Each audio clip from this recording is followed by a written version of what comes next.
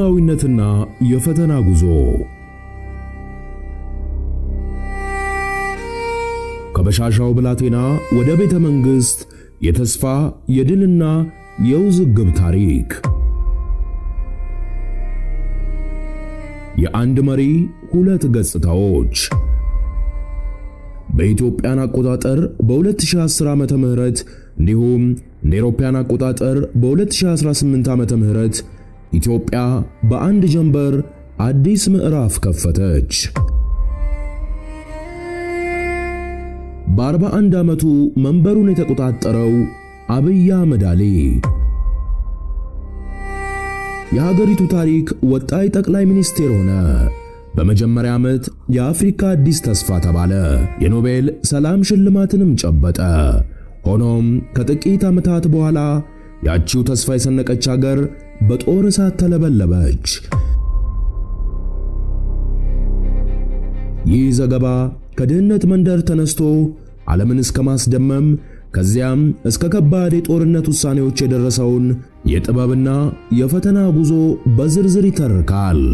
ውድ የአዲስ ትሩዝ ሚዲያ ቤተሰቦቻችን እንደምን ሰነበታችሁ? ዛሬ የጠቅላይ ሚኒስቴሮችን የሕይወት ታሪክ ክፍል የሚያትተውን ፕሮግራማችንን ይዘን ቀርበናል። እናንተም ለዚህ ሚዲያ አዲስ የሆናችሁ ሰብስክራይብ በማድረግ አዳዲስ አስደናቂና አነጋጋሪ የጠቅላይ ሚኒስቴሮችን ታሪክ ማግኘት ይችላሉ። እንዲሁም በቀጣይ እንዲሰሩላችሁ የምትፈልጉትን ሐሳብ ኮሜንት ላይ አስቀምጡልን። የበሻሻው ብላቴናና የነገው ህልም። በ1968 የድህነት መከራና የማንነት ቅይጥ። አብይ አህመድ ነሐሴ 15 ቀን በ1968 ዓመተ ምህረት በኦሮሚያ ክልል ጅማ ዞን በሻሻ በተባለች ገጠር መንደር ተወለደ። ቤተሰቡ የታላቋ ኢትዮጵያ ማሳያ ነበሩ። አባቱ አቶ አህመድ አሊ ሙስሊም ኦሮሞ ሲሆኑ እናቱ ደግሞ ወይዘሮ ተዘበች ወልዴ ኦርቶዶክስ ክርስቲያን አማራ ነበሩ።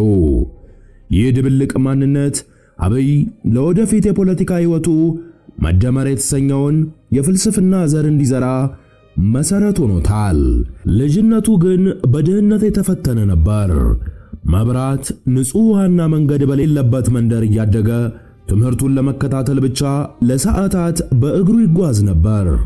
እናቱ ግን ሁልጊዜ ማታ ማታ አንድ ቀን የሀገር መሪ ትሆናለህ እያሉ ይነግሩት እንደነበር በታሪክ ይገለጻል። ያ የገጠር ልጅ ዛሬ በመላው ዓለም የሚታወቅ መሪ ሆኗል። ከመጽሐፍ ወደ ጠመንጃ። በ1983 ዓመተ ምህረት የደርግ አገዛዝ ሊወድቅ ሲቃረብ ገና በ14 ዓመት አፍላነቱ ትምህርቱን አቋርጦ አማጽያንን ተቀላቀለ። መጀመሪያ በኦሮሞ ነጻነት ግንባር OLF፣ በኋላም በኢህአዴግ ውስጥ የሬዲዮ ኦፕሬተር በመሆን ወታደራዊ ሕይወቱን ጀመረ። የደርግን ሥርዓት ለመጣል በሚደረገው ታላቅ ትግል ውስጥ እንደ ልጅ ወታደር መሳተፉ የጦርነትን አስከፊነት ገና በልጅነቱ እንዲያውቅ አድርጎታል። የስለላው መረብና የፖለቲካው መንሰላል። በ2000 ዓመተ ምህረት የመረጃው ቁልፍና ወታደራዊ እድገት ከደርግ ውድቀት በኋላ አብይ በሰራዊቱ ውስጥ በፍጥነት አደገ። በኢትዮ ኤርትራ ጦርነት ወቅት በስለላ ሥራ ላይ ተሰማርቶ የነበረ ሲሆን በኋላም በሩዋንዳ የተባበሩት መንግሥት የሰላም አስከባሪ ኃይል ውስጥ አገልግሏል። ይሁን እንጂ ምኞቱ ወታደር መሆን ብቻ አልነበረም። በኮምፒውተር ሳይንስ የመጀመሪያውን ዲግሪውን፣ በመሪነትና በሰላም ደህንነት ጥናት ሁለተኛ ዲግሪውን እንዲሁም በሰላም ግንባታ ዶክትሬት PhD ማግኘት ችሏል። በ2000ዎቹ አጋማሽ የኢትዮጵያ የመረጃ መረብ ደህንነት ኤጀንሲ ወይም ኢንሳ መስራችና ከፍተኛ አመራር ሆነ። እዚህ ጋር ነበር የሥርዓቱን ምስጢሮች፣ የቴክኖሎጂ ጥንካሬና የኃይል ሚዛንን በሚገባ የተረዳው። ይህ የስለላ ልምዱ በኋላ ላይ ተቀናቃኞቹን ለማሸነፍ ትልቅ መሳሪያም ሆኖታል። ቀጣዩ የስልጣን ሽቅብ ጉዞ ነው። ወደ ፖለቲካው ሜዳ በይፋ በመግባት የሳይንስና ቴክኖሎጂ ሚኒስቴር ሆነ። በኦሮሚያ ክልል ውስጥም ከፍተኛ ተጽዕኖ ፈጣሪ እየሆነ መጣ። በ2008 ዓመተ ምህረት የተነሳው የህዝብ ተቃውሞ የኢህአዴግን መንበር ሲያናጋ አብይና ጓደኞቻቸው እንደ ለማ መገርሳ ያሉ ኦሮማራ የተሰኘውን ስምምነት በመፍጠር በትግራይ የበላይነት የሚመራውን ስርዓት መሞገት ጀመሩ። የጠቅላይ ሚኒስትር ኃይለማርያም ደሳለኝ ስልጣን መልቀቅን ተከትሎ መጋቢት 4 ቀን 2010 ዓመተ ምህረት አብይ አህመድ የሀገሪቱ ጠቅላይ ሚኒስትር ሆኖ ተሾመ። ቀጣዩ ምዕራፍ መደመርና የኖቤል ሽልማት፣ የፍቅርና የይቅርታ ወራት። አብይ ስልጣን እንደያዘ መደመር የተሰኘውን ፍልስፍና ይዞ መጣ።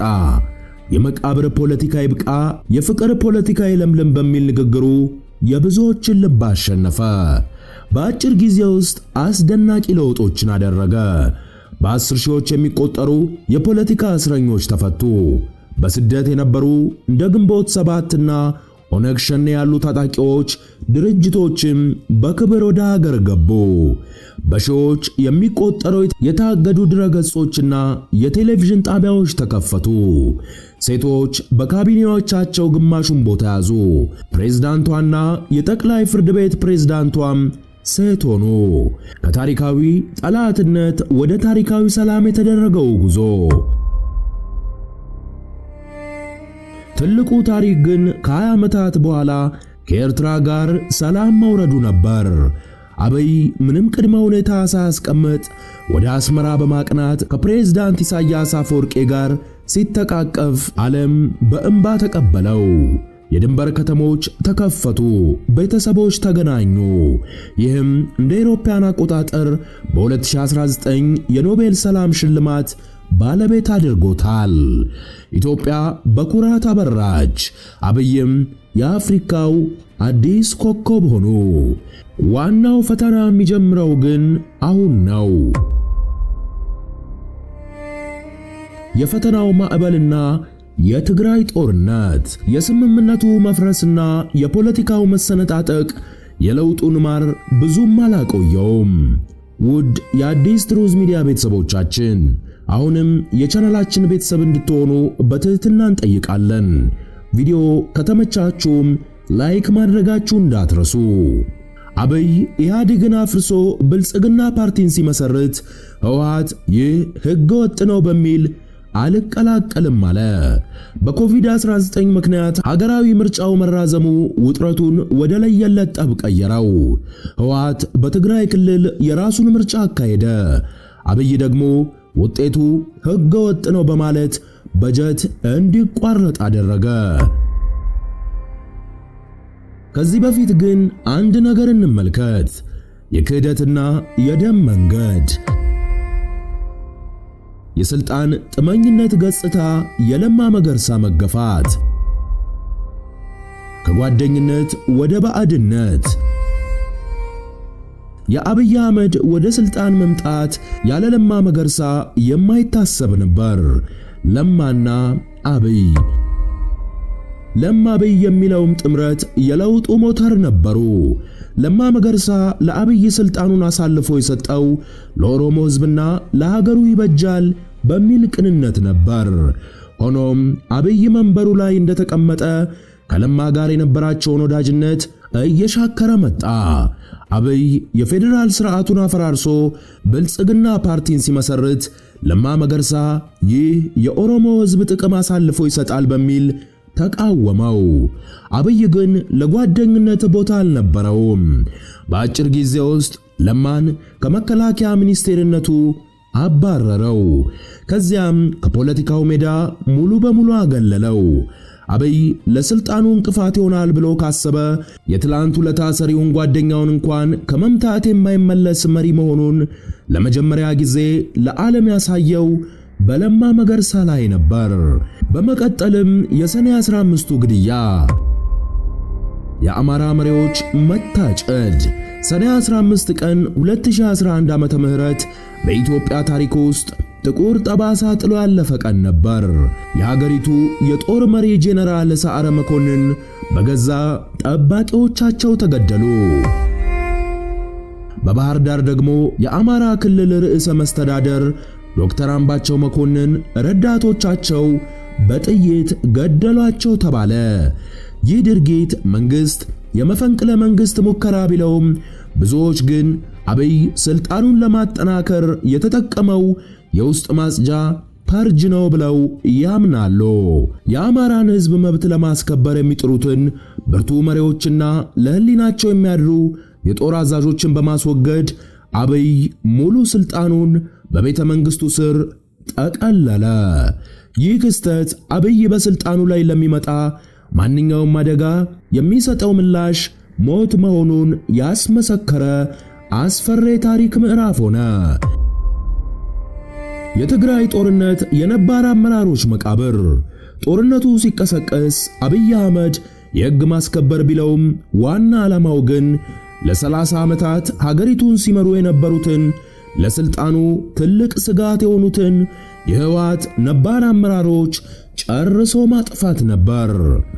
በጦርነቱ መጀመሪያ ወራት በበረሃ ውስጥ ተደብቀው የነበሩ ታዋቂ አመራሮች የቀድሞ የውጭ ጉዳይ ሚኒስቴር አቶ ስዩም መስፍን፣ የፌዴሬሽን ምክር ቤት አፈ ጉባኤ የነበሩት አቶ አስመላሽ ወልደ ስላሴ፣ የቀድሞ የክልሉ አመራር አቶ አባይ ፀሐዬ በጥይት ተደብድበው ተገደሉ። አስክሬናቸውን በቴሌቪዥን መስኮት እንዲታይ ተደረገ። ይህ እርምጃ አብይ ተቃዋሚዎቹን ማሸነፍ ብቻ ሳይሆን ማውረድና ማጥፋት እንደሚፈልግ ያሳየበት ነበር። የቆዩ ጄኔራሎችና የጦር አውራዎች ሳይቀሩ በድሮንና በከባድ መሳሪያዎች ተጨረሱ። በስልጣን ላይ የማይደራደረው አስፈሪው መሪ አብይ አህመድ ከለስላሳ ንግግሮቹ ጀርባ የብረት እጅ ያለው መሪ መሆኑን በተደጋጋሚ አሳየ። ለስልጣኑ ሲል የትናንት አጋሮቹን ወደ እስር ቤት ይወረውራል። እንደ ጀዋር መሐመድ ጠንካራ መሪዎችን ያስወግዳል። ለሱ ስልጣን ማለት መኖር ወይም መሞት ነው። ማንኛውንም ጥያቄ የሚያነሳ ወገን በኃይል እንዲደቆስ ትዕዛዝ ከመስጠት ወደ ኋላ አይልም። በቤተ መንግስት ዙሪያ የገነባው የጥብቅ መዋቅርና በየክልሉ የከፈታቸው የጦር ግንባሮችን የሚያሳዩት አንድም እውነት አለ። አብይ አህመድ እስከ መጨረሻው የደም ጠብታ ድረስ ለስልጣኑ እንደሚዋጋና በዚህ መንገድ ላይ የሚቆም ማንኛውንም አካል ከመደምሰስ እንደማይመለስ ነው።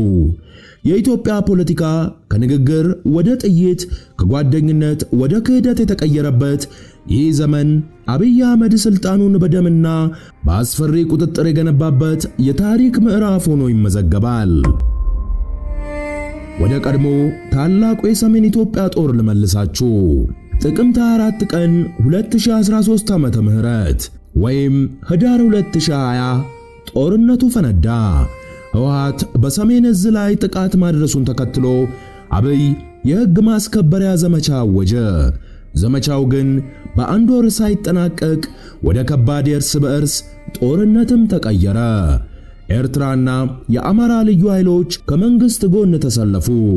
የጦርነቱ ጠባሳና ሰብአዊ ቀውስ በአክሱም በማይካድራና በቼና ንጹሃን አለቁ። የጅምላ መቃብሮች ተገኙ። ሴቶች ተደፈሩ። ትምህርት ቤቶች ወደሙ። በትግራይ ላይ የጣለው የኢኮኖሚ እገዳ በሚሊዮኖች የሚቆጠሩ ሰዎች ለረሃብ አጋለጠ። ዓለም አቀፍ ማህበረሰብ የኖቤል ተሸላሚውን መሪ መተቸትም ጀመረ። አብይ ግን ይህ የሀገር ሉዓላዊነት ጉዳይ ነው፣ ጣልቃ አትግቡ በሚል ጸና። አማጽያኑ እስከ ደብረ ብርሃን መድረሳቸውን ተከትሎ አብይ ራሱ ወደ ጦር ግንባር በመዝመት ሰራዊቱን መራ። ሌላው የሰላም ተስፋና አዳዲስ ፈተናዎች ናቸው። የፕሪቶሪያው ስምምነት ከ2 ዓመት ደም አፋሳሽ ጦርነት በኋላ ጥቅምት 2015 እንደ አውሮፓውያን አቆጣጠር 2022 በደቡብ አፍሪካ ፕሪቶሪያ የሰላም ስምምነት ተፈረመ። ጦርነቱ ቆመ።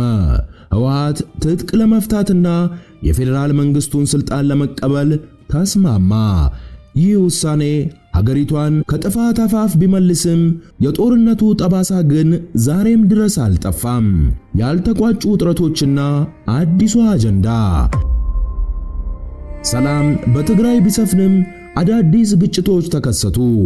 በአማራ ክልል ልዩ ኃይሎችን ለማፍረስ የተደረገው ሙከራ ከፋኖ ጋር ወደ ከባድ ጦርነት አመራ። በኦሮሚያ ክልል ከኦነግ ሸኔ ጋር የሚደረገው ግጭት ንጹሃኑን ማሰቃየቱንም ቀጠለ። የኢኮኖሚ ውድቀት፣ የገንዘብ ምንዛሬ ለውጥና የኑሮ ውድነትም የህዝቡን ትዕግስት እየተፈታተነው ይገኛል። በቅርቡ ደግሞ አብይ የባህር በር ጥያቄ የህልውናችን ጉዳይ ነው በሚል ከሶማሌላንድ ጋር የመግባቢያ ሰነድ መፈራረማቸው በምስራቅ አፍሪካ ቀጠና አዲስ ዲፕሎማሲያዊ ውጥረትን ቀስቅሷል።